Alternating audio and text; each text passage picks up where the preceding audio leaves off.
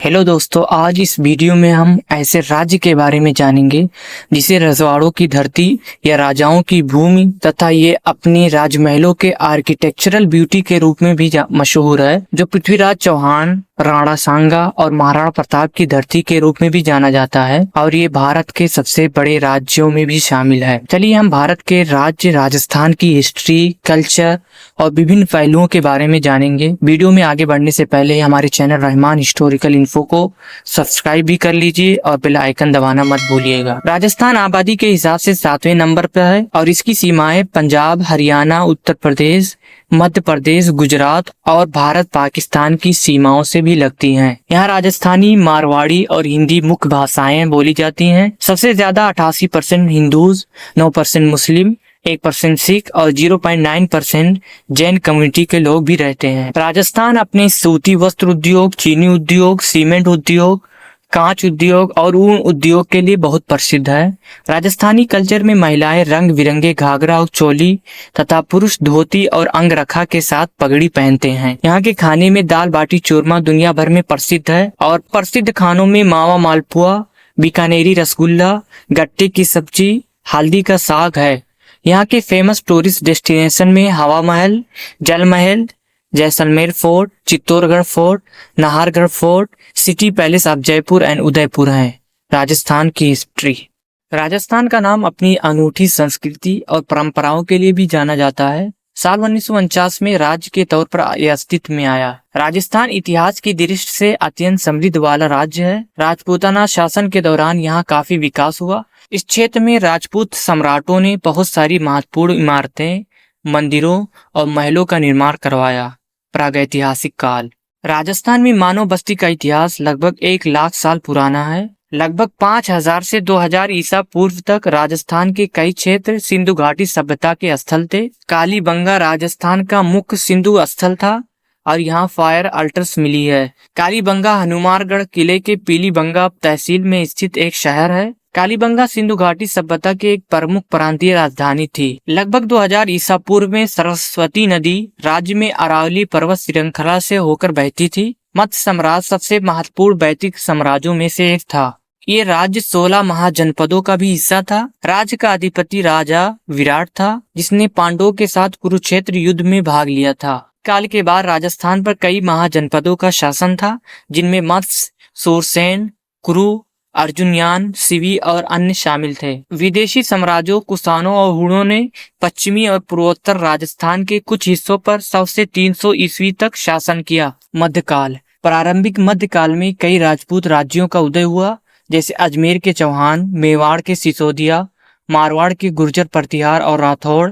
साथ ही कई राजपूत वंश जैसे गोहिल और शेखावती के शेखावत। गुर्जर प्रतिहार साम्राज्य ने 8वीं से 11वीं शताब्दी तक अरब आक्रमणकारियों के लिए एक बाधा के रूप में काम किया। प्रतिहारों की मुख्य उपलब्धि विदेशी आक्रमणों का सफल प्रतिरोध करना है। भारत में उमैयद अभियानों के दौरान नागभट्ट प्रथम के नेतृत्व में शासकों के गठबंधन ने 711 ईस्वी में अरबों को हराया और उन्हें सिंध में पीछे हटने के लिए मजबूर किया, जो लगभग 300 वर्षों तक उनकी एकमात्र विजय थी। चौहान वंश या चाहमान वंश 6वीं से 12वीं शताब्दी तक एक महान शक्ति था। चौहान वंश ने 400 से अधिक वर्षों तक शासन किया। पृथ्वीराज चौहान ने 1191 में तराइन की पहली लड़ाई में मोहम्मद गौरी को हराया। 1192 में मोहम्मद गौरी ने तराइन की दूसरी लड़ाई में पृथ्वीराज चौहान को निर्णायक रूप से हराया। 1192 में चौहान की हार के बाद राजस्थान का एक हिस्सा मुस्लिम शासकों के अधीन आ गया। उनकी शक्तियों के प्रमुख केंद्र नागौर और अजमेर थे। रणथंभौर भी उनके अधीन था। 13वीं शताब्दी के प्रारंभ में राजस्थान का सबसे प्रमुख और शक्तिशाली राज्य मेवाड़ था। राजपूतों ने भारत में मुस्लिम घुसपैठ का विरोध किया, हालांकि कई राजपूत राज अंततः दिल्ली सल्तनत के अधीन हो गए। अकबर के शासनकाल के दौरान अधिकांश राजपूत राजाओं ने मुगल आधिपत्य स्वीकार कर लिया, लेकिन मेवाड़ और मारवाड़ के शासकों ने मुगलों के साथ किसी भी तरह के गठबंधन से इनकार कर दिया। राजपूतों को सबक सिखाने के लिए अकबर ने उदय सिंह पर हमला किया और चित्तौड़ के राजपूत सेनापति जयमल और मेवाड़ के नागरिकों को बहुत संख्या में मार डाला। अकबर ने चित्तौड़ में 20,000 से 25,000 निहत्थे नागरिकों को इस आधार पर मार डाला कि उन्होंने प्रतिरोध में सक्रिय रूप में मदद की थी। महाराणा प्रताप ने चित्तौड़ के नागरिकों का बदला लेने की शपथ ली। उन्होंने अपनी मृत्यु तक मुगल साम्राज्य से लड़ाई लड़ी और चित्तौड़ को छोड़कर अधिकांश मेवाड़ को मुक्त कराया। महाराणा प्रताप जल्द ही राजस्थान के सबसे प्रसिद्ध योद्धा बन गए। अपने युद्ध और महान कार्यों के लिए पूरे भारत में प्रसिद्ध हो गए। चित्तौड़ के गोहिल और सिसोदिया, जिन्होंने भारी बाधाओं के बावजूद मुगलों का विरोध जारी रखा। राजस्थान के अन्य प्रसिद्ध शासकों में मारवाड़ के मालदेव राठौड़, बीकानेर के राय सिंह और जयपुर के कछवा शासकों ने मानसिंह प्रथम और सवाई जयसिंह शामिल थे।